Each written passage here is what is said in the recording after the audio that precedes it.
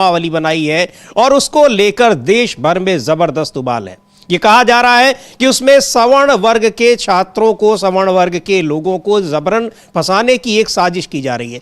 क्या है ये रेगुलेशन और इसका क्यों हो रहा है विरोध, इस पर हम लोग बात करेंगे। और आज यूजीसी के मुख्यालय पर बड़ी संख्या में देश भर से आए छात्र वहां पर प्रदर्शन कर रहे हैं और इधर बीच कई सारे ऐसे मुद्दे हैं जिनमें केंद्र सरकार घिरी हुई नजर आ रही है। केवल घिरी हुई नजर नहीं आ रही है, सरकार की नीयत और उसकी मानसिकता पर भी सवाल उठाए जा रहे हैं। किस तरीके से विपक्षी नेताओं का हर जगह अपमान करना वो दिखाई पड़ रहा है। और ये दिखा है कल जब गणतंत्र दिवस समारोह में वहां राहुल गांधी और मल्लिकार्जुन खड़गे जैसे वरिष्ठतम नेताओं को, लोकसभा में नेता प्रतिपक्ष को, राज्यसभा में नेता प्रतिपक्ष को वहां तीसरी चौथी पंक्ति में बैठाया गया। तो ये सारी चीजें हैं जो सरकार को घेरे हुए हैं, लेकिन इन सब के बीच जो मूल मुद्दे हैं, मूल मुद्दे ये है कि कैसे यूजीसी और शंकराचार्य के मुद्दे पर सरकार क्या कुछ कर रही है। यूजीसी पर आज वहां मुख्यालय में आप एक बार देख सकते हैं किस तरह से वहां सुरक्षा व्यवस्था चाक चौबंद की गई है। देश भर से आए तमाम छात्र वहां यूजीसी के नए रेगुलेशन का विरोध कर रहे हैं। वहां हम देखेंगे ये प्रदर्शन की आज घोषणा की गई है, देश भर से ये छात्र आए हुए हैं। क्या है यूजीसी रेगुलेशंस और क्यों इसका इतना विरोध हो रहा है और इसके विरोध के पीछे कारण क्या है और नए रेगुलेशन को बनाए जाने के पीछे क्या कारण है। हालांकि एक कारण तो बहुत महत्वपूर्ण है जो सबसे हर तमाम जो फैसले होते हैं सरकार के वहां दिखाई पड़ता है, वो ये है कि तमाम जरूरी मुद्दों से ध्यान भटकाना। लेकिन ध्यान भटकाने के चक्कर में सरकार खुद फंसी हुई दिखाई पड़ रही है। यहां शंकराचार्य हो, चाहे यहां पर ट्रंप का मसला हो, और बहुत से मामले हैं जिनमें सरकार और भारतीय जनता पार्टी घिरी हुई है। लेकिन इस बीच यूजीसी का नया रेगुलेशन लाती है और यह नया रेगुलेशन 2012 में जो एक रेगुलेशन आया हुआ था उसकी जगह पर इसमें तमाम चीजें नई जोड़ी गई हैं जिनको लेकर जबरदस्त आपत्ति हो रही है। क्या कुछ है अमलेंदु जी जिसकी वजह से इतना विरोध इसका हो रहा है? हाँ, एक तो अपने दर्शकों को बता दें कि जो विश्वविद्यालय अनुदान आयोग है यूजीसी, और जिसको अभी खत्म किया जाना है, नया जो शिक्षा विधेयक लाया जा रहा है उसके जरिए, उस यूजीसी ने हाल ही में उच्च शिक्षा संस्थानों में समानता और समावेशन को मजबूत करने के लिए promotion of equity in higher education institutions regulation 2026 ये अधिसूचित किया है। और ये नया ढांचा जो है जो 2012 के पुराने नियम थे उनकी जगह इसने ले ली है और 15 जनवरी 2026 से इसको प्रभावी किया गया है। अब इसमें जातिगत भेदभाव की परिभाषा जो है वो जो की गई है, एक तो इसके ऊपर काफ़ी ज़्यादा विवाद छिड़ा हुआ है। अब इसमें जो नए नियम है उसमें एससी और एसटी के साथ साथ अन्य पिछड़ा वर्ग जो है उसको भी शामिल कर लिया गया है, जबकि ओबीसी जो है वो जाति के आधार पर नहीं है, वो शैक्षणिक पिछड़ेपन के आधार पर होता है। तो इसमें ओबीसी को भी, अन्य पिछड़ा वर्ग को इसमें शामिल किया गया है। और भेदभाव को किसी भी अनुसूचित व्यवहार के रूप में परिभाषित किया गया है जो मानवीय गरिमा का उल्लंघन करता है, ये उसमें कहा गया है। दूसरा एक समानता समिति है, ये प्रत्येक संस्थान में संस्थान प्रमुख की अध्यक्षता में एक समिति होगी जिसमें एससी, एसटी, ओबीसी, महिलाओं और दिव्यांगों का प्रतिनिधित्व अनिवार्य होगा। तो ये सब चीज़ें तो खैर ठीक हैं, कुछ चीज़ें जो हैं। और समयबद्ध समाधान, अगर कोई शिकायत मिलती है तो समिति 24 घंटे के भीतर बैठक करेगी और 15 कार्य दिवसों के भीतर अपनी उसे रिपोर्ट सौंपनी होगी। और कठोर दंड, इसमें नियमों का पालन न करने वाले संस्थानों की मान्यता रद्द की जा सकती है और उनका फंड रोका जा सकता है। अब इसके पीछे जो आरोप लग रहे हैं वो आरोप भी लग रहे हैं कि इसकी आड़ में तमाम संस्थानों के फंड रोके जाएंगे, कोई शिकायत कराई जाएगी और शिकायत पे जो कहा जाएगा ये ठीक से सुनवाई नहीं हुई और उसके बाद वो फंड रोक दिया जाएगा। तो ये नई चाल जो विवाद का विषय है वो ये है कि इसके जरिए संस्थानों का फंड रोकने की कोशिश की जाएगी, चूंकि सरकार जो है उच्च शिक्षा का कबाड़ा करना चाहती है। तो अब इसका आड़ तो ये लिया गया है कि भाई हम समावेशन करना चाहते हैं, जाति भेदभाव खत्म करना चाहते हैं, लेकिन इसके आड़ में जो कठोर जो ये किए गए जो फंड रोकने वाली चीजें, इसके जरिए कहा जा रहा है कि ये संस्थानों की मान्यता रद्द करने, यानी कि उच्च शिक्षा के अवसर कम करने का एक षड्यंत्र जो है वो सरकार की तरफ से किया जा रहा है। जी बिल्कुल, यहाँ पर एक बड़ा षड्यंत्र है, उसका इसके पीछे एक षड्यंत्र देखा जा रहा है। और सबसे बड़ी बात, जब यूजीसी को ही सरकार खत्म करने वाली है, उसकी जगह पर नई संस्था ला रही है, अपने मन से अपनी तरीके से उसको काम करने हैं, तो फिर यहाँ यूजीसी एक नया एक रेगुलेशन उसको लाने की क्या जरूरत थी, जबकि जातीय भेदभाव या किसी तरीके से भेदभाव को लेकर यहाँ ऑलरेडी पहले से ही नियम बने हुए हैं। अब इसको लेकर जबरदस्त छात्रों में विरोध है और विरोध को लेकर आज यहाँ पर दिल्ली में जो यूजीसी का मुख्यालय है वहाँ एक बड़ा प्रदर्शन, ये आप तस्वीरें देख सकते हैं उस जगह की जहाँ ये बैरिकेडिंग की गई है, सुरक्षा व्यवस्था बढ़ाई गई है खास तौर पर, क्योंकि आज जिस तरीके से देश भर के तमाम छात्र वहाँ जुटने वाले हैं, प्रदर्शन करने वाले हैं। इसको लेकर क्या, इसके पीछे मंशा क्या है और क्यों ये नया रेगुलेशन आया है, विरोध क्यों हो रहा है? कांग्रेस के सांसद हैं मणिक्कम टैगोर, क्या कुछ कह रहे हैं, उनको भी सुनते हैं। लेकिन इसमें कई ऐसे बिंदु हैं जिसको लेकर सरकार की नीयत पर सवाल उठ रहे हैं और सबसे बड़ी बात तो यही है कि वो फंड रोकने की एक साजिश की जा रही है कि कैसे इसके जरिए फंड रोका जाएगा शैक्षणिक संस्थानों का। एक और भी बात है अमलेंदु जी कि जो अब ये जो शुरू में ही आपने कहा कि वह यूजीसी को खत्म करने ही वाली है, तब अचानक इस रेगुलेशन को लाने का क्या मतलब है? जब वो संस्था ही नहीं रहेगी तो संस्था एक नया रेगुलेशन बना क्यों रही है? हाँ, बात यही है कुल मिला के कि ध्यान भटकाया जाए और इसके जरिए पहले कुछ संस्थानों की मान्यता रद्द की जाए, उनके फंड रोके जाएं। तो ये सब जो किया, आप नए संस्थान तो खोल नहीं रहे हैं, जहाँ जिन संस्थानों में गड़बड़ियाँ हैं वहाँ पे आप रोक लगाइए। रोहित वेमुला इसी जातीय उत्पीड़न से तंग आकर जो है उसने अपनी जान ले ली और उस पर उसको प्रताड़ित करने वाले कौन लोग थे? बीजेपी और अखिल भारतीय विद्यार्थी परिषद से जुड़े लोग थे। बहुत ही संवेदनहीन बयान जो था तत्कालीन शिक्षा मंत्री जो थी स्मृति ईरानी, उनका आया था और सदन के अंदर जो था कितनी ज़्यादा बहस हुई थी। मायावती जी को था, तभी जो राज्यसभा से इस्तीफा देके वो जाना पड़ा स्मृति ईरानी की टिप्पणी पर। तो ये सारी चीज़ें समीर जी हुई। तो आप जो जातिगत भेदभाव है उसको रोक तो नहीं पा रहे हैं, लेकिन आप उसके नाम पर कि आप जातिगत भेदभाव रोकेंगे, आप संस्थानों का फंड रोकने की आप जो कोशिश कर रहे हैं, उनकी मान्यता समाप्त करने की कोशिश कर रहे हैं। तो यानी जो संस्थान चल भी रहे हैं आप उनको भी बंद करने पर तुले हुए हैं। तो ये एक बड़ा षड्यंत्र जो है इसके तौर पर इसको देखा जा रहा है। और वैसे भी आप देखिए कि जो तमाम विश्वविद्यालय हैं, प्रतिष्ठित विश्वविद्यालय हैं, सरकारी संस्थान है, वहाँ बहुत सारे कोर्सेज अब पहले से ही उनकी फंडिंग सरकार ने कम कर रखी है और सेल्फ फंडेड सेल्फ फंडेड के नाम पे जो है वो यही है कि सेल्फ फंड, इसका मतलब कि आपको सारा खर्चा जो छात्र हैं उनसे आपसे वसूलना है। अब मान लीजिए समीर जी, अगर 20 सीटें हैं किसी कोर्स में और उसका खर्चा अगर 50 लाख है तो 50 लाख का खर्चा उन 20 छात्रों से निकाला जाना है। अब 20 छात्र में से अगर मान लीजिए 10 ही रहेगा तो वो 10 छात्रों से ही निकाला जाएगा। ये हुआ सेल्फ फंडेड।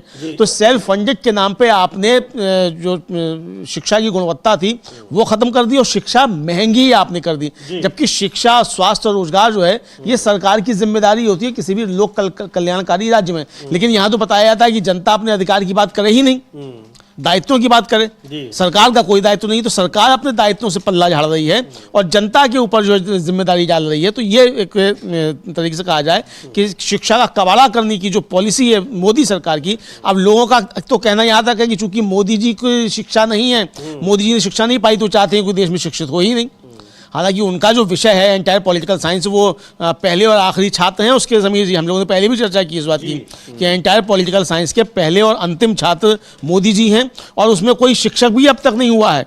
मोदी जी ने भी जो है खुद ही शिक्षा ले ली उस एंटायर पॉलिटिकल साइंस की। तो अब मोदी जी चाहते हैं कि तमाम देश जो है वो एंटायर पॉलिटिकल साइंस ही पढ़े और उच्च शिक्षा ले ही नहीं। तो इसलिए जो है ये सब किया जा रहा है। बिल्कुल, सुन लेते हैं क्या कह रहे हैं कांग्रेस के नेता मणिक्कम टैगोर। इस नए जो नियमावली है यूजीसी की, जो नए उसकी नियम बनाए हैं जिसको लेकर इतना विरोध हो रहा है। हम लोगों का पता है कि मीन्स सरकार का एजुकेशन मिनिस्ट्री कम्प्लीटली फेल हो चुका है, कम्प्लीटली आरएसएस वालों का हाथ में हो चुका है और यूजीसी जैसे एक महान इंस्टीट्यूशन का वीकन कर चुका है 10 साल में। और मोदी सरकार ने कम्प्लीटली आरएसएस का हाथ में एजुकेशन डिपार्टमेंट दे दिया, उसी वजह से यूजीसी का ही हाल हो रहा है। तो यहाँ यूजीसी में नए नियम, वहाँ पर जातिगत जो विभेद है उसको रोकने के लिए नई नियमावली बनाई गई है। लेकिन एक बड़ा सवाल इसमें है कि इस नए नियम का क्या फ़ायदा है और नए नियम में बहुत सारे जो क्लॉजेस हैं उनको लेकर सवाल उठ रहे हैं। और ये अगर मंशा है कि इससे दलितों का उत्पीड़न रुके, पिछड़ों का उत्पीड़न रुके, गरीबों का उत्पीड़न रुके, महिलाओं का उत्पीड़न रुके, कानून की और नियमावली, तमाम नियमों की कोई कमी नहीं है, लेकिन यह भी पता है कि कार्रवाई उसी पर होती है जिसके खिलाफ सरकार चाहती है। बहुत सारे, चाहे वो रोहित वेमुला का ही मामला हो जिसकी वजह से बताया जा रहा है कि इसको और कड़ा किया गया है इस नियम को, और चाहे यहां पर दूसरे तमाम मुद्दे हों। अभी पिछले दिनों कितना हंगामा हुआ वहां उत्तराखंड में अमलेदु जी अंकिता भंडारी के मामले को। तो ये कानून और नियम बनने से क्या फायदा है, उस पर क्रियान्वयन उनका किस तरीके से होता है, सबसे बड़ा सवाल ये है। लेकिन हाँ, कानून और नियम बनाकर उसको एक तरीके से तमाम अपनी दूसरी कमियों को ढकने की एक कोशिश होती है, या उसके जरिए कुछ और बड़ा काम करने की, साजिश करने की कोशिश हो रही है, जिसका ये आरोप लग रहा है। और सबसे बड़ी बात ये कि संस्थानों की जो फंडिंग होती है उसको रोकने के लिए इस कानून का किस तरह से दुरुपयोग होगा, ये आशंकाएं जताई जा रही है। हाँ, इसका ये आशंका जताई जा रही है कि इसका दुरुपयोग होगा। दुरुपयोग जो है वो सिर्फ समीर जी प्रताड़ित करने के लिए नहीं होगा, वो तो एक अलग का मसला हो सकता है कि जातीय भेदभाव नहीं होना चाहिए, उस पर सख्त कानून होने चाहिए, रैगिंग पर होने चाहिए, ये सारी चीज़ें ठीक है। लेकिन जब ये सब चीज़ें हैं तो इसके जरिए जो ये जोड़ा गया है कि फंड रोक दिया जाएगा, सारी चीज़ें जो हैं ये सब उसी को लेकर की है कि फंड रोका जाएगा। तो इसके लिए षड्यंत्र जो है ये रचा जा रहा है कि फंड रोका जाए। तो असली जो आपत्तियां हैं वो इसको लेकर है कि षड्यंत्र जो है वो फंड रोकने के हैं और संस्थानों की मान्यता रद्द करने का है। और दूसरे ये भी है कि जिस तरीके से इसके दुरुपयोग की बात हो रही है कि पहले जो इसमें जो नियम था वो ये था, जो 2012 का कानून था, हाँ, उसमें ये था कि जब शिकायतकर्ता अगर गलत पाया जाता है, झूठा पाया जाता है, तो उसके खिलाफ कार्रवाई होगी। इस क्लॉज को भी हटा दिया गया है। तो इसका मतलब यह है कि कानून के दुरुपयोग की संभावनाएं बढ़ गई हैं, जिस तरह से बहुत सारे कानूनों का दुरुपयोग होता है। हाँ, बिल्कुल बहुत सारे लोगों का दुरुपयोग होता है। और ये जो है साफ तौर पे जिस तरीके से इसको लेकर अब बीजेपी के अंदर से भी आवाजें समीर जी उठना शुरू हो गई हैं। और मनन कुमार मिश्रा जो हैं वो बार काउंसिल के अध्यक्ष भी रहे हैं और बीजेपी की राज्यसभा के सदस्य हैं, उन्होंने भी बड़ा तीखा हमला जो है इसको लेकर बोला है। उनका कहना है कि पता नहीं यूजीसी के अधिकारियों ने क्या सोचकर ऐसा फैसला किया, इस रेगुलेशन से किसी को कोई फायदा होने वाला नहीं है। अब समीर जी, अगर ये बीजेपी के अंदर से इस तरीके की आवाज उठ रही है तो इसका मतलब बीजेपी के अंदर भी दो फाड़ हो रहा है। हाँ। यही जो है बीजेपी के गले की फांस बन गया। अब अगर इससे रोल बैक करते हैं तो फिर ये होगा कि आप जातीय उसको बढ़ावा दे रहे हैं भेदभाव को, और रोल बैक नहीं करते हैं तो बीजेपी का जो कोर वोटर है वो कह रहा है कि हमको फंसाने के लिए मोदी जी चाल चल रहे हो, यानी वोट भी हमारा लोगे, फंसाओगे भी हमको भी। तो ये अब ये शुरू हो गया, तो ये बीजेपी के गले की जबरदस्त फांस बन गया। मनन कुमार मिश्र को हम लोग सुन भी सकते हैं। जी बिल्कुल, मनन कुमार मिश्र को सुनते हैं। बीजेपी के भीतर से तमाम प्रतिक्रियाएं आ रही है। बीजेपी के बहुत सारे नेता इसके खिलाफ खड़े दिखाई पड़ रहे हैं। और दूसरी बात यह भी है कि उन नेताओं को, सांसदों, विधायकों को लोग चैलेंज भी कर रहे हैं, बीजेपी के तमाम समर्थक, कि आखिर जब हमारे ऊपर ये बात आ रही है तो आप खामोश कैसे बैठे हैं, यानी ये मामला अभी बढ़ता ही चला जाएगा। क्यों अमलेंदु जी? बिल्कुल समीर जी, ये काफ़ी आगे बढ़ता चला जाएगा। और इसको लेकर जिस तरीके की सब चीज़ें आ रही हैं, मनन कुमार मिश्रा को हम लोग सुनेंगे। वो जो अलंकार अग्निहोत्री जो बरेली के सिटी मजिस्ट्रेट जिन्होंने इस्तीफा दे दिया, उनका भी हम लोग बयान सुनेंगे। उनका कहना है कि उनको 2 घंटे तक डीएम के आवास पर बंधक बनाकर रखा गया, और बंधक ही नहीं बनाया गया बल्कि फ़ोन पर कोई कह रहा था कि ये साला पंडित पागल हो गया है। ये हमारे शब्द नहीं है, उन्होंने कहा, उनकी बाइट है, वो भी हम लोग सुनेंगे। किसने कहा ये हमें नहीं मालूम, ये वही बताएंगे किसने कहा। वो कह रहे हैं बंधक बना के रखा गया। अच्छा, उन्होंने इस्तीफा दे दिया। अब ये आ रहा है, सरकार कह रही है कि हमने उनको निलंबित कर दिया। भाई, जिसने इस्तीफा दे दिया वो निलंबित कैसा? निलंबित आप कैसे कर दे खुद ही? और इसके विरोध में वो कलेक्ट्रेट पे पहुंच गए हैं वहां, और वहाँ के जो मेयर हैं उमेश गौतम, वो भी उनके समर्थन में वहाँ कलेक्ट्रेट पहुंचे। और तो ये समझ, अच्छा, उमेश गौतम जो बीजेपी के ही मेयर हैं, तो ये अब वहाँ बीजेपी के अंदर से भी जो है ये टूटन की खबरें आने लगी। जी बिल्कुल, बीजेपी के अंदर से भी टूटन की खबरें आने लगी हैं, और इसको लेकर बीजेपी के भीतर भी विरोध बढ़ रहा है। लेकिन देश भर के तमाम छात्र जुट रहे हैं आज यूजीसी के मुख्यालय पर दिल्ली में, और वहां भी बड़ा विरोध प्रदर्शन हो रहा है। सुप्रीम कोर्ट में भी करीब 20 याचिकाएं दायर की गई हैं और यूजीसी के इस नियम को वापस लेने की मांग की गई है। आगे क्या कुछ है उसको भी दिखाएंगे। ये यूजीसी मुख्यालय की तस्वीरें हैं जहां दिखाई पड़ रहा है कि सुरक्षा की व्यवस्था किस तरीके से कही गई है, क्योंकि देश भर के छात्र आज यहां जुट रहे हैं। बहरहाल सुनते हैं जो मनन कुमार मिश्रा हैं, बार काउंसिल के अध्यक्ष रहे हैं और बीजेपी के सांसद भी हैं, क्या कह रहे हैं यूजीसी के इस नए नियम को लेकर। यूजीसी ने जो ये एक फैसला किया। मुझे नहीं लगता है कि यूजीसी के अधिकारियों ने क्या सोच के ये फैसला किया, और जात पात को बढ़ावा देने के लिए हिंदू समाज को कई जातियों में बांटने का ये फैसला, मुझे नहीं लगता है इससे कोई अर्थ निकलता है, इसका कोई मायने नहीं निकलता, इससे किसी को लाभ नहीं है, ना ही सवर्ण को, ना ही ओबीसी को, ना ही SC ST को, किसी को कोई लाभ नहीं है। देखिए, कॉलेज या शिक्षण संस्थान में एक अच्छी वातावरण अच्छा बना रहना चाहिए, रैगिंग नहीं होनी चाहिए, तो ये सबके लिए होना चाहिए। रैगिंग बुरी चीज है तो वो सबके लिए है, तो इसमें जात पात में बांटना मुझे नहीं लगता है कि ये कोई अच्छी बात है।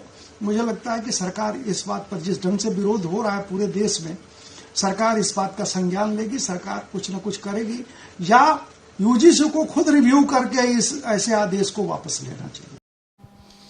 तो यूजीसी को खुद रिव्यू करना चाहिए या तो सरकार को हस्तक्षेप करना चाहिए, लेकिन इसको आदेश को वापस लेना चाहिए। ये बीजेपी के सांसद हैं और बीजेपी के भीतर भी इसे लेकर क्या हलचल, किस तरह की हलचल है वो साफ दिखाई पड़ रहा है। और इधर यूजीसी के मुख्यालय पर जो आम छात्रों का विरोध है वो दिखाई पड़ रहा है। ये जो तस्वीरें दिख रही हैं यहां पर यूजीसी के मुख्यालय में, और यहां छात्र देश भर से आज जुट रहे हैं। तो ये अब भारतीय जनता पार्टी के लिए बहुत बड़ा मुद्दा बन गया है, और पार्टी का जो कोर वोटर है वो उसके खिसकने की आशंका दिखाई पड़ रही है। अब बीजेपी के लिए बड़ा सवाल यह है कि आखिर वो इधर जाए या उधर जाए। यहां अगर यह मकसद रहा हो कि तमाम मुद्दों से, जरूरी मुद्दों से ध्यान भटकाना है, शंकराचार्य के मुद्दे से ध्यान भटकाना है, लेकिन ये तो ऐसा हो गया कि अब ध्यान भटक भी नहीं रहा है। हाँ, ध्यान नहीं भटक रहा बल्कि गले की फांस बन गया, बुरी तरीके से फंस गया है।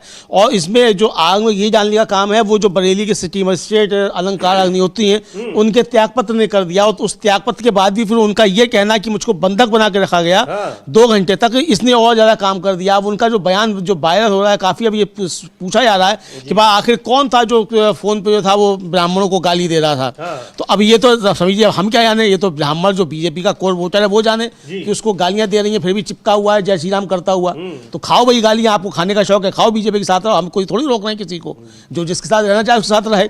लेकिन अगर गालियां खाने का इतना ही शौक है तो भाई खाओ। लेकिन अब जो है लग रहा है कि गालियां खाने का शौक जब उतर रहा है, शायद भूत उतर रहा है, तो अगर भूत उतर रहा है तो चीजें भी सामने आ रही हैं। अब ये दोनों मसले जो है, चाहे यूजीसी का मसला हो या फिर शंकराचार्य का, ये दोनों मसले ऐसे हैं कि जो बीजेपी पर बहुत बुरी तरीके से भारी पड़ते दिखाई पड़ रहे हैं। अलंकार अग्निहोत्री को भी सुनेंगे, और ये यूजीसी की जो तस्वीरें हैं ये देखना भी बड़ा महत्वपूर्ण है, क्योंकि आज देश भर से जो तमाम छात्र हैं वो यहां जुट रहे हैं विरोध प्रदर्शन करने के लिए। अलंकार अग्निहोत्री बरेली के सिटी मजिस्ट्रेट हैं। शंकराचार्य की के साथ, वहां उनके शिष्यों के साथ जो कुछ हुआ, और ये यूजीसी ने जो नई नियमावली बनाई है, इन सब चीजों को लेकर उन्होंने त्यागपत्र दे दिया। वो पीसीएस अधिकारी हैं, वहां पर राज्य सिविल सेवा के अधिकारी हैं, उन्होंने पद छोड़ दिया और बताया भी कि क्यों पद छोड़ रहे हैं। और आज अभी खबर मिल रही है कि उनको सरकार ने उनको निलंबित कर दिया है। यह भी बड़ा एक अजीबोगरीब मामला है कि यहां जब वो खुद ही इस्तीफा दे रहे हैं, त्यागपत्र दे रहे हैं, एक दिन पहले ही दे चुके हैं, अब उनको निलंबित कैसे किया जा सकता है। बहरहाल ये प्रशासनिक मसला है, लेकिन अलंकार अग्निहोत्री ने इतनी महत्वपूर्ण और इतनी जो बेहतरीन नौकरी जिसको समझा जाता है उसको क्यों छोड़ दिया, क्यों इस्तीफा दे दिया, उसका कारण वो बता रहे हैं। सर, आपको सस्पेंड कर दिया गया है और आपकी अनुशासनहीनता में आपको सस्पेंड किया गया है।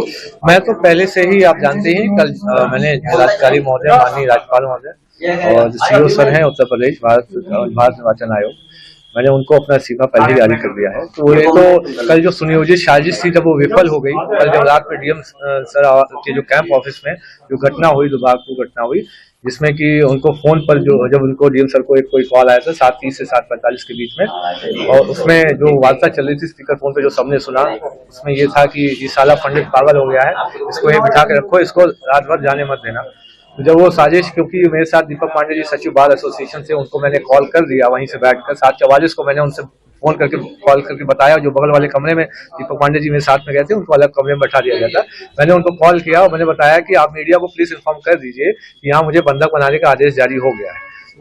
जब डीएम सर अपनी बात कंप्लीट करके वापस लौटे जिलाधिकारी महोदय, तो कप्तान साहब ने उनको इन्फॉर्म किया कि ये सब बातें सुन चुके थे, इन्होंने जो ये बंधक वाली बात है मीडिया को बता दी है। तो आनंद फानंद में मुझे 5 मिनट के अंदर में जब पता चल गया कि मीडिया को ये बातें रिलीज हो चुकी हैं, मुझे जाने दिया गया। और सुनियोजित साजिश थी कि मैं कुछ ऐसा एक आधे पन्ने का स्टेटमेंट जारी कर देता कि मैं बहुत स्ट्रेस में था इसलिए ऐसा हुआ, क्योंकि जैसे मैं ये कोई एक पन्ना लिख के देता तो उनको सुनियोजित साजिश थी किसी अन्य आरोप में मुझे सस्पेंड करने की। जब वो मैंने बिल्कुल रिजिक रहा और ये मीडिया में जो ये बात चली गई कि जो साला पंडित पागल हो गया, ऐसा स्टेटमेंट किसी ने बोला है, उसके बाद उन्होंने रात में जो है खींच कर तो सस्पेंशन का ऑर्डर जारी किया। इस सस्पेंशन ऑर्डर के खिलाफ जो है हम लोग माननीय उच्च न्यायालय है, माननीय सुप्रीम कोर्ट है, वहाँ अपना पक्ष रखेंगे। संवैधानिक अधिकार है इसी तंत्र में कार्य करने का या न करने का। सर, जिला प्रशासन द्वारा आपके आरोप जो है बंधक बनाने के निराधार बताए गए, वो तो बोलेंगे तो आप देख लीजिए। मैं तो कह रहा हूँ कि यहाँ राज्य सरकार के मैं बोली ना, मैं तो माननीय प्रधानमंत्री जी से बोल रहा हूँ कि एसआईटी गठित की जाए कि इस तरीके की किसकी विचारधारा है कि जो फोन पे, ये तो कॉल रिकॉर्ड में है, 7:30 से 7:44 के बीच में किससे बात हो रही थी जिलाधिकारी महोदय की, जिसमें ये बोला जा रहा था साला पंडित पागल हो गया है। ये जिलाधिकारी महोदय स्पष्ट करें। मैं तो कह रहा हूँ कोई रिकॉर्डिंग के बाद डिवाइस हो अपने हो जो है वो उसको जो जांच में लाएं। तो अब तो जिलाधिकारी महोदय पे आरोप लग रहा है उन्होंने ऐसी बात करी है, उनके साथ किसी ने ऐसी बात। सर, आपका अगर आगे का फ्यूचर प्लान क्या है? फ्यूचर प्लान अभी हमारे जो जितने समाज के जो करीब 6 राज्यों के संगठन है, जो हमारे ब्राह्मण और सर्व समाज के जो सामान्य वर्ग के समर्थ संगठन है, उनसे वार्ता चल रही है और समाज हमारा डिसाइड करेगा आज कैसे हम लोग आगे जाएंगे। सोशल मीडिया पे लोग चलाने लगे हैं कि आप समाजवादी पार्टी ज्वाइन कर रहे हैं, इसको क्या कहेंगे? नहीं, सोशल मीडिया में तो आप खुद भी चलाते हैं। तो यहां बहुत गंभीर आरोप लगा रहे हैं किस तरीके से वहां डीएम के ऑफिस में जाते हैं जो उनके बॉस हैं, उन्होंने कैसे बंधक बना लिया और उनके पास फोन आता है और इस फोन को लेकर हालांकि उनको ये आशंका थी इसलिए पहले ही उन्होंने वहां पर लोगों को सूचित कर दिया अपने लोगों को। पर जो चीज़ें बता रहे हैं अमलेंदु जी, ये कितनी खतरनाक बात है। इस्तीफा उन्होंने दे दिया, ये उनका अपना मन है, इस्तीफा दे दें, इस्तीफा नौकरी करना चाहे नौकरी ना करें, लेकिन उनको जबरन उनका इस्तीफा रोकने की कोशिश, और ये कि कह भी रहे हैं कि इसलिए कोशिश की गई ताकि उनको सस्पेंड किया जा सके और आखिर में देखिए सस्पेंशन का उनके ऑर्डर भी आ गया। हाँ, सस्पेंशन का ऑर्डर आ गया और जो आदमी इस्तीफा दे चुका उसका कैसा सस्पेंशन जी। तो ये समझिए, इसको लेकर आप सवाल उठ रहे हैं। हम उनको जो सस्पेंशन ऑर्डर है वो भी हम लोग दिखा सकते हैं अपनी स्क्रीन पे, वो आ गया है सस्पेंशन ऑर्डर, तो उसको दिखा सकते हैं कि क्या सस्पेंशन ऑर्डर है। तो ये समझिए दिखाया जा सकता है कि किस तरीके से जो है ये है इसको लेकर। और जो बीजेपी के समर्थक तमाम समीर जी हैं, अब वो जो एक जो पहलवान थे बड़े भारी, जो पहलवानों के खिलाफ ही लाठियाँ भांज रहे थे आंदोलन के दौरान, अब वो भी जो है वो इसके खिलाफ जो है यूजीसी आंदोलन, ये जो आए नए नियम इनके खिलाफ अपना बोल रहे हैं, उसको भी हम लोग देख सकते हैं कि क्या है। योगेश्वर दत्त हैं जी, उन्होंने जो है आग उगली है अब मतलब सरकार की, उन्होंने भी ट्वीट किया है इसको। ये तो वो सस्पेंशन ऑर्डर है जो उत्तर प्रदेश सरकार ने अलंकार अग्निहोत्री के लिए जारी किया है। उनके लिए वो बरेली के सिटी मजिस्ट्रेट थे, उन्होंने कल ही इस्तीफा दे दिया और उसके बाद अब ये देर रात ये सस्पेंशन ऑर्डर उनका जारी हुआ है। बहरहाल उनको हम लोगों ने सुना कि क्या वो कह रहे हैं, किस तरह के आरोप लगा रहे हैं और कहां से फोन आता है जिसमें उनको गाली देते हुए जातिगत उनका उल्लेख करके उनको गाली दी जा रही है और उसके बाद उनको वहां बंधक बना लिया गया। ये उन्हीं के आरोप हैं। लेकिन इसके खिलाफ जिस तरीके से देश भर में एक उबाल दिखाई पड़ रहा है, आक्रोश दिखाई पड़ रहा है और भारतीय जनता पार्टी के प्रति गुस्सा दिखाई पड़ रहा है, वो बीजेपी के लिए भारी पड़ता जा रहा है। योगेश्वर दत्त लिख रहे हैं और कि पूरे देश में सभी वर्ग, जाति और सामाजिक समानता को संविधान द्वारा सुरक्षा दी जाती है। मौलिक समानता का अधिकार हम सभी भारतवासियों का है और हम सबके पूर्वजों ने इसकी न सिर्फ सुरक्षा की है बल्कि अपने त्याग बलिदान से आज तक भारतीय संस्कृति को जीवित रखा है। किशोरावस्था की शुरुआत में ही शिक्षा के स्तर पर भविष्य के नागरिकों का जीवन बिना सुनवाई और समानता के अंधकार में कर देना इस देश को गर्त में ले जाएगा। हमारे बच्चों के लिए सुरक्षित भविष्य और सामाजिक न्याय सुनिश्चित करना भी हमारा धर्म और राष्ट्र का हित है। पहले ही ये देश भूतकाल के कुछ गलत फैसलों की सजा भुगत रहा है और हम वर्तमान में यूजीसी द्वारा आपसी बंटवारे की खाई को और गहराता बिल संवेदनशील मुद्दों पर निश्चित ही हमारे देश को गलत दिशा में ले जाएगा।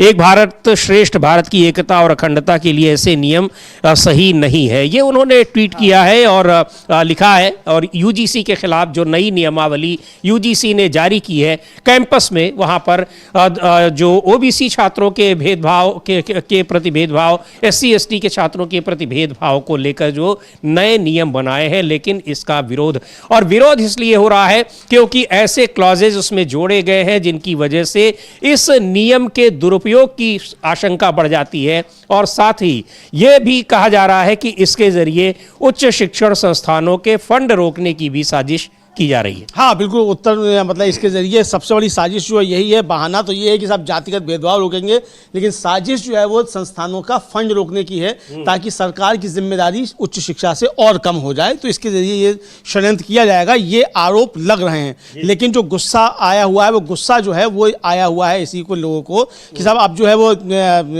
जाति के नाम पे अब फंसाया जाएगा। अब ये इसको लेकर चल रहा है, अब फंसाया जाएगा नहीं फंसाया जाएगा हम नहीं जानते क्या होगा क्या नहीं होगा। लेकिन जो इसके खिलाफ जो अब चल रहा है समीर जी आंदोलन, ये बीजेपी के गले की बुरी तरीके से फांस बन गया है, और बीजेपी से अब ना उगलते बन रहा है और ना इसको निगलते बन रहा है। जी बिल्कुल, इसको लेकर एक भारतीय जनता पार्टी खुद अब फंसी हुई दिखाई पड़ रही है कि अब करे क्या, क्योंकि अब इसको वापस भी लेना उसके लिए मुश्किल है और बनाए रखना तो मुश्किल है ही। अब क्या कुछ करे। एक चीज और भी एक बात सामने आ रही है अमलेंदु जी की, जिस तरीके से ये नहीं समझते कि इससे क्या होगा, या भेदभाव रुकेगा या भेदभाव और ज्यादा बढ़ेगा।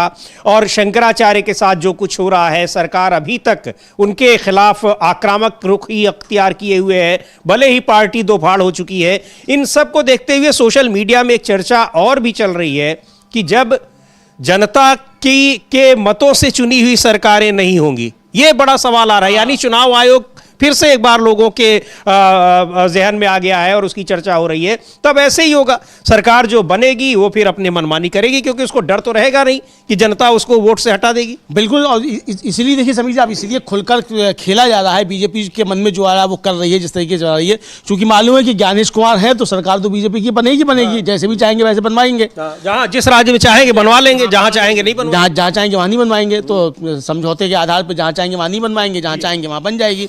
तो इसलिए अब काहे का वोट, भाई आपका वोट है तो रखो अपने पास, वोट उन्हें चाहिए ही नहीं आपका वोट, वो तो ऐसी बक्से भर लेंगे। भाई ज्ञानेश कुमार जी हैं तो बक्से भर ही जाएंगे, जनता की वोट की आवश्यकता क्या है। तो अब तो समीर जी उन्होंने मतलब अपना जो है जनता खुद चुन ली है, वोटर अपना चुन लिया है बीजेपी ने ज्ञानेश कुमार जी के जरिए।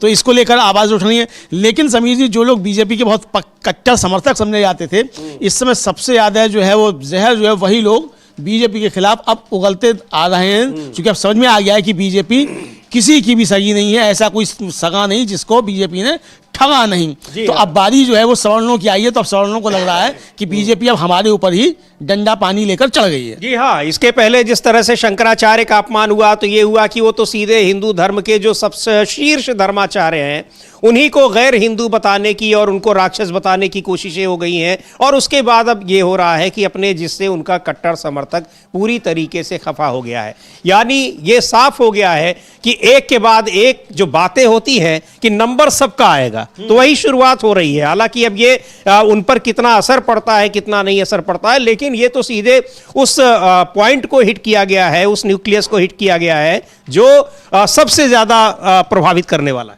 बिल्कुल, ये सबसे ज्यादा प्रभावित करने वाला है। और ये सीधा समीर जी, चूंकि रोजी रोटी से जुड़ा हुआ मसला भी है जी, तो अब लोगों को लग रहा है कि शिक्षा भी जाएगी और रोजी रोटी भी जाएगी, दोनों चीजें जाएंगी।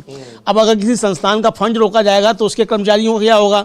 ऐसा तो है नहीं कि किसी संस्थान में सिर्फ सवर्ण कर्मचारी ही होंगे, SC भी होंगे, ST भी होंगे, OBC भी होंगे, सब होंगे। तो रोजगार पे तो सब पे आ जाएगा खतरा। फंड जब रुकेगा तो तनख्वाहें रुकेंगी तो पढ़ाई बंद होगी, शिक्षा संस्थान बंद होंगे। तो ये षड्यंत्र जो है असल में बीजेपी का बड़ा षड्यंत्र है, ये लोगों की समझ में आने लगा है। बिल्कुल। और इधर शंकराचार्य की बात करें तो आज 10-11 दिन हो गए हैं, मौनी अमावस्या के बाद से ही शंकराचार्य अपने शिविर में उसी तरीके से बैठे हैं, उसी रूप में जिस तरीके से उनको प्रशासन वहां बहुत ही बेइज्जती के साथ उनको वहां छोड़ गया था।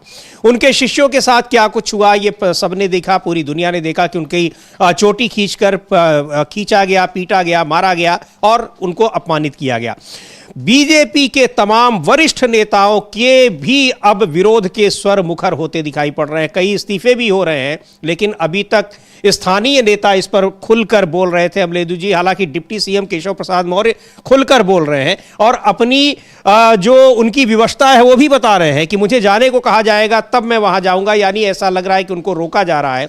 इधर मध्य प्रदेश की पूर्व मुख्यमंत्री उमा भारती ने भी एक बयान दिया है। उन्होंने सोशल मीडिया साइट ट्विटर पर एक लिखा है और शंकराचार्य के समर्थन में क्या कुछ कहा है वो हम सुन लेते हैं, देखते हैं कि मुझे विश्वास है कि स्वामी अभिमुक्तेश्वरानंद जी महाराज एवं उत्तर प्रदेश सरकार के बीच कोई सकारात्मक समाधान निकल आएगा, किंतु प्रशासनिक अधिकारियों के द्वारा शंकराचार्य होने का सबूत मांगना, यह प्रशासन ने अपनी मर्यादाओं एवं अधिकारों का उल्लंघन किया है। यह अधिकार तो सिर्फ शंकराचार्यों का एवं विद्वत परिषद का है। ये उन्होंने कहा है वही बात जो शंकराचार्य कह रहे हैं और जो तमाम लोग कह रहे हैं कि प्रशासन कैसे उनसे अधिकार मांग सकता है।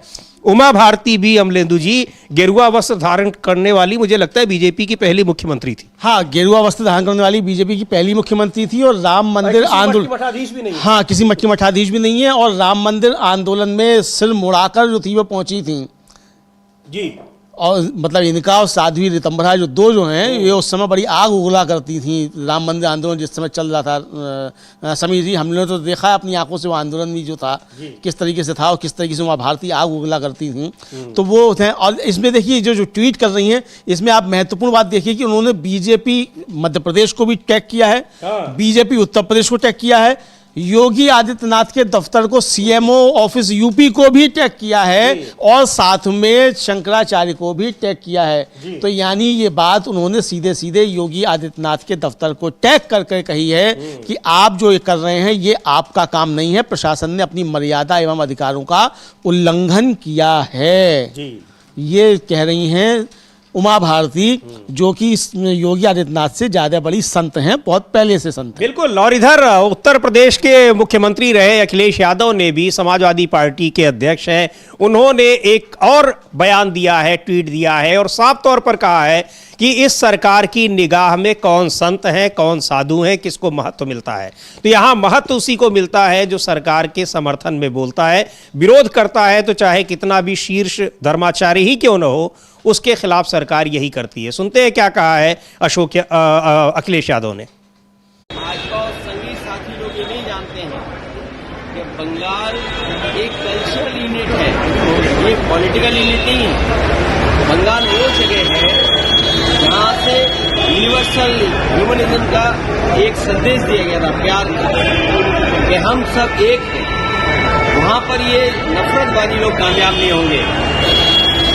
ईडी से ईडी हारी और जो पेन ड्राइव के पेन से अभी तक उभर नहीं पाई है भारतीय जनता पार्टी।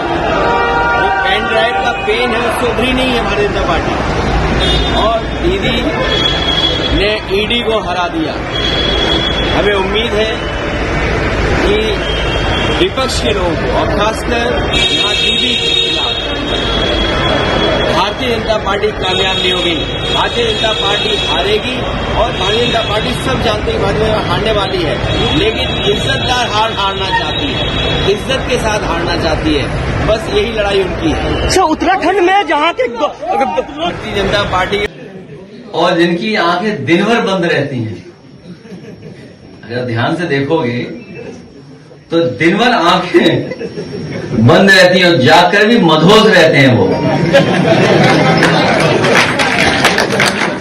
आए हो जाते हैं।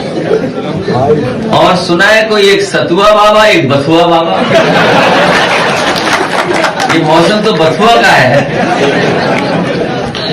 तो इसलिए हम लोगों को बहुत सावधान रहना है कि जो लोग ऐड देख करके हमें धोखा दे रहे हैं, प्रचार करा करके धोखा दे रहे हैं, सोचिए देश कहां पहुंच गया और कहां जाना चाहिए था। इसलिए संविधान पे देश चले और संविधान के तहत फैसले हों। आज शंकराचार्य जी के सामने भी संकट पैदा कर दिया सरकार ने, सोचिए आप। आज और जिनकी आंखें दिन भर बंद रहती हैं, अगर ध्यान से देखोगे।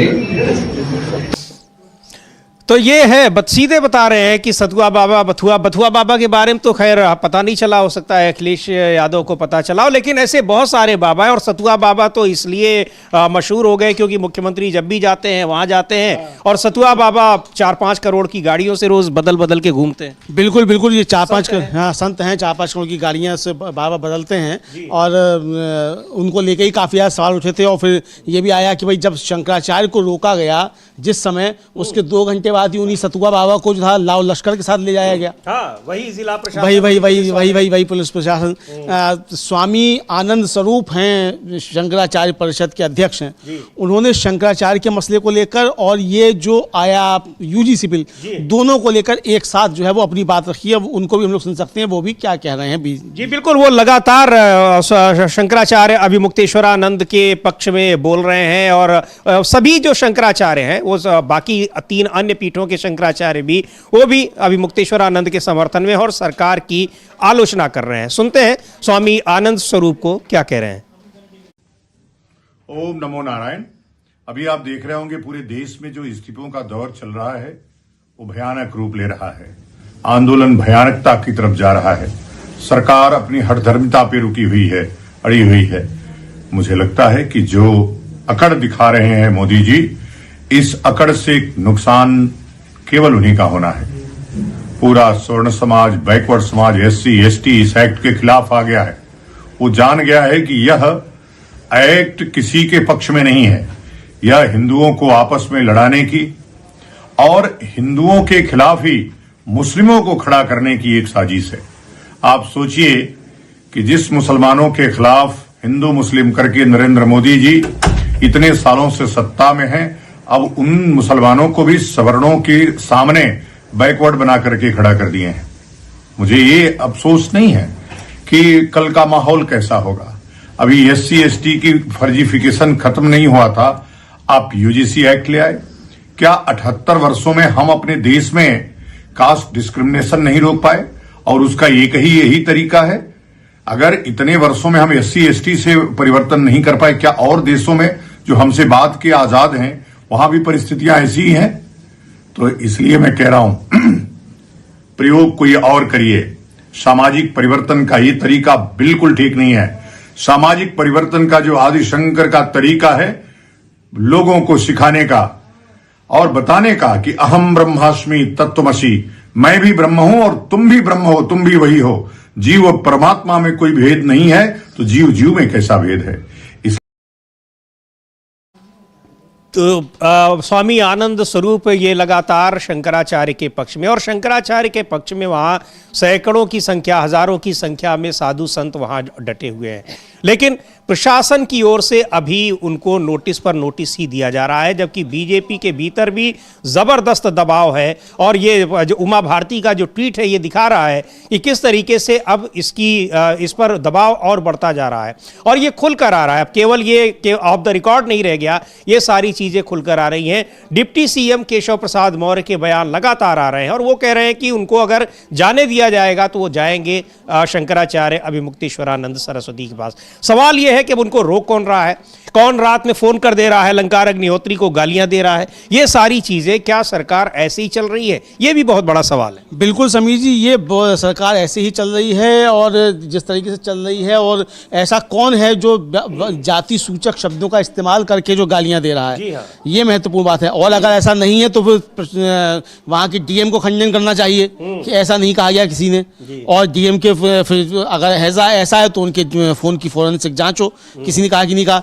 और अगर ऐसा नहीं है और अलंकार अग्निहोत्री अपनी तरफ से बना रहे हैं तो अलंकार अग्निहोत्री पर कार्रवाई हो। बिल्कुल, मतलब जो भी झूठा है या जो भी गलत बयानी कर रहा है, चूंकि ये साधा मसला तो बन नहीं गया, चूंकि अलंकार अग्निहोत्री का साफ कहना है कि मैंने अपने वकील को जब फोन करके कहा और मीडिया में बात आई उसके बाद मुझको छोड़ा गया, वरना ये मुझको निलंबित करके किसी दूसरे केस में फंसाते।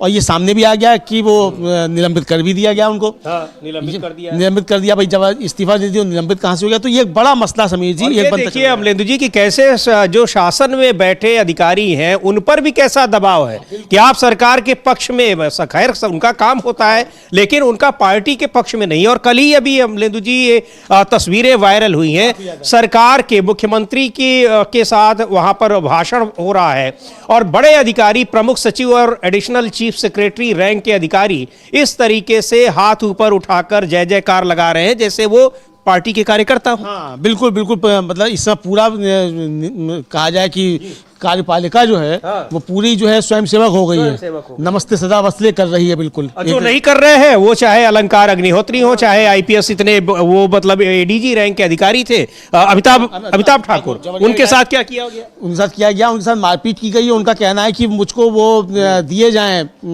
सीसीटीवी फुटेज जिसमें मुझको प्रताड़ित किया गया, वो सीसीटीवी फुटेज नहीं दिए जा रहे हैं। तो यानी सीसीटीवी फुटेज में होगा तभी तो नहीं दिए जा रहे हैं, वरना पेश कर दिए जाते। तो यानी उनके साथ मारपिटाई की गई। एसआर दारापुरी रिटायर्ड आईजी हैं, उनको गिरफ्तार किया गया और एसपी स्तर के अधिकारी ने, एसएसपी स्तर के अधिकारी ने उनको बाकायदा गालियां दी। ये उनका आरोप है दारापुरी साहब का। तो ये समीर जी, अब तक होता क्या था कि अधिकारियों में खासतौर से पुलिस के अधिकारी होते थे, उनके बीच में अपने सीनियर जूनियर का बड़ा एक सम्मान होता था। और अधिकारी रिटायर भी हो जाता था तो नया अधिकारी आता था, वो रिटायर्ड अधिकारी का भी बड़ा सम्मान करता था। ये 70 सालों में पहली बार हो रहा है कि पूरी की पूरी जो है कार्यपालिका जो है वो सरकार की कहें पार्टी विशेष की जो गुलाम के तरीके से काम कर रही है। यानी अगर एसएसपी स्तर का अधिकारी एक रिटायर्ड आईजी को गालियां दे और एक एडीजी स्तर के अधिकारी के साथ पुलिस के लोग मारपीट करें तो ये तो बड़ी चिंता का विषय है। बिल्कुल चिंता का विषय है और वो दिखाई पड़ रहा है तमाम उदाहरण और केवल कि हर तरफ कि आप अगर सरकार के समर्थन में हैं तब तो ठीक है, अन्यथा फिर आपके खिलाफ कार्रवाई होगी, आपको अपमानित किया जाएगा, आपके खिलाफ केस दर्ज होंगे, आपको परेशान किया जाएगा। और क्या कुछ यहां हो रहा है विपक्षी नेताओं के साथ वो भी दिखाई पड़ रहा है। यहां तक कि जो एक कर्टिसी होती है उसको भी सरकारें कैसे भूल नहीं रही हैं, जानबूझकर वो अपमानित करने की कोशिश की जा रही है। जिन लोगों को संवैधानिक पदों पर बैठे हुए लोगों को भी कैसे अपमानित किया जा रहा है। कल इसकी नज़ीर दिखाई पड़ी है, उदाहरण दिखा है जब राहुल गांधी और मल्लिकार्जुन खड़गे को तीसरी चौथी लाइन में शायद बैठाया गया, तीसरी या पांचवी लाइन में बैठाया गया मल्लिकार्जुन खड़गे और राहुल गांधी को, और ये बताने की कोशिश की गई कि साहब मतलब इनका ये स्तर ये हमने इनको ठीक कर दिया, पांच लाकर छोड़ दिया ताकि उनका एक समर्थक वर्ग है उसको ये दिखाएं कि हाँ देखो हम विपक्ष को कहाँ लाकर छोड़ दिया। हाँ तो अब ये कहा जाए मंद बुद्धि लोगों को ये समझ में ही नहीं आता है कि किसी की लाइन छोटी करने से आपकी लाइन बड़ी नहीं हो जाती है। आपकी लाइन तब बड़ी होगी जब आप उससे बड़ी लाइन खींचिए। तो चूंकि ये छोटे मन के लोग हैं और छोटे कद के लोग हैं, समीर जी राजनीति में भी छोटे कद के लोग हैं लेकिन सिंहासन ऊंचे मिल गए हैं, तो ये अपनी जो छोटापन है, जो बौनापन अपना जो है वो बार बार उजागर करते रहते। तो ये हुआ, इसको लेकर मल्लिकार्जुन खड़गे जो कांग्रेस के अध्यक्ष हैं उन्होंने अपनी टिप्पणी की है, वो भी हम लोग सुन सकते हैं। ये सुनते हैं क्या कह रहे हैं मल्लिकार्जुन खड़गे। और वो राज्यसभा में वो नेता प्रतिपक्ष हैं और कांग्रेस पार्टी के राष्ट्रीय अध्यक्ष हैं ही, क्या कह रहे हैं सुनते हैं उनको। गलत है, उन्होंने जब स्वागत करते वक्त जो गमछा डालते हैं उन्होंने डाल लिया था, फिर उसके बाद जब वो वहां पर हम खाने के लिए बैठे थे तो वहां पर वो मोड़ के रखे। अरे उससे मैं तो यहाँ से लेकर वहां और उनके प्रेसिडेंट ऑफ इंडिया को मिल के मैं जब आ रहा था उस वक्त भी बोला था सब ये इश्यू बना रहे। मैं पूछना चाहता हूँ, हमको आपने इन्विटेशन दिया, हमने ये तो हमारा कर्तव्य है, हम तो संविधान के बचाने के लिए पूरी हमारी कोशिश है, और संविधान को अपमान करने वाले लोग दो अपोजिशन लीडर्स को तीसरे पंक्ति में बिठाते हैं और वो स्टेट मिनिस्टरों के साथ खड़ा करते हैं और स्टेट मिनिस्टर्स तो किस तरीके से ये परंपराओं का एक लिहाज नहीं किया जा रहा है और तमाम जो संवैधानिक परंपराएं हैं, लोकतांत्रिक परंपराएं हैं, उनको कैसे ख़त्म किया जा रहा है।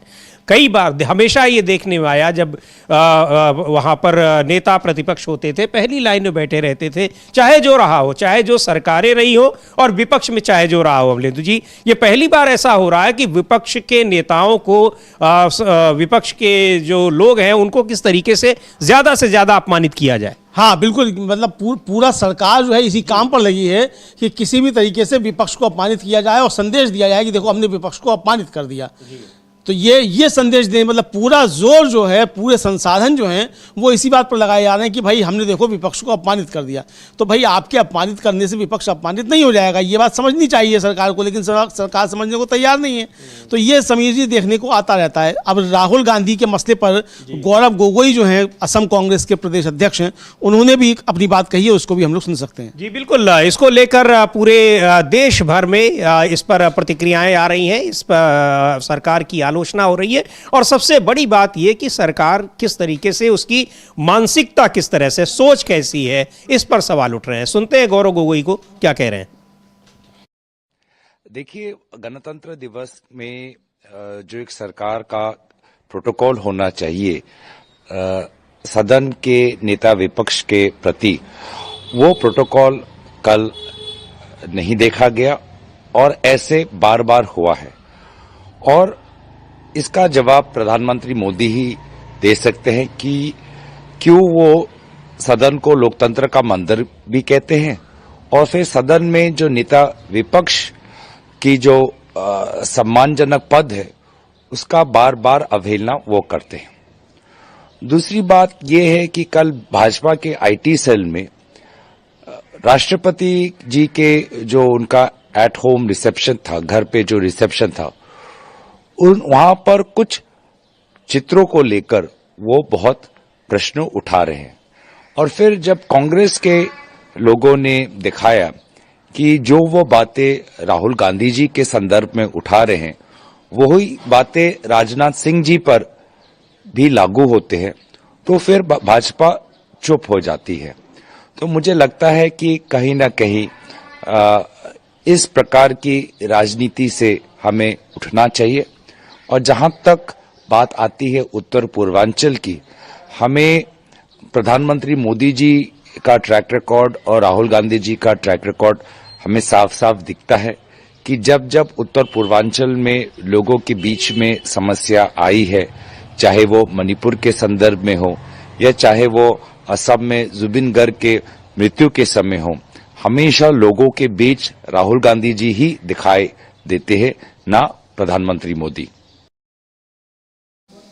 तो राहुल गांधी हर जगह दिखाई पड़ते हैं और यही कहा जा रहा है सोशल मीडिया पे, यही वजह है कि यहाँ सरकार उनको जहाँ कर सकती है वहाँ पीछे कर दे रही है। हाँ, जहाँ है वहाँ पीछे कर दे रही है। तो ये पीछे करने से पीछे कैसे हो जाएगी, सवाल तो ये है ना कि पीछे करने से आप क्या पीछे हो जाएगा, इसको लेकर भी सवाल उठ रहे हैं। तो लेकिन ये समीर जी, बीजेपी जो है वो अपनी बातें, जो उसका मतलब मानसिकता है उसका प्रकटीकरण करती रहती है। अब कल शाम को एक ले आया कि साहब उन्होंने पटका नहीं पहना राष्ट्रपति के यहाँ, तो राष्ट्रपति ने बांटा था क्या पटका? अगर राष्ट्रपति ने पटका बांटा था तो राहुल गांधी को क्यों नहीं दिया पटका?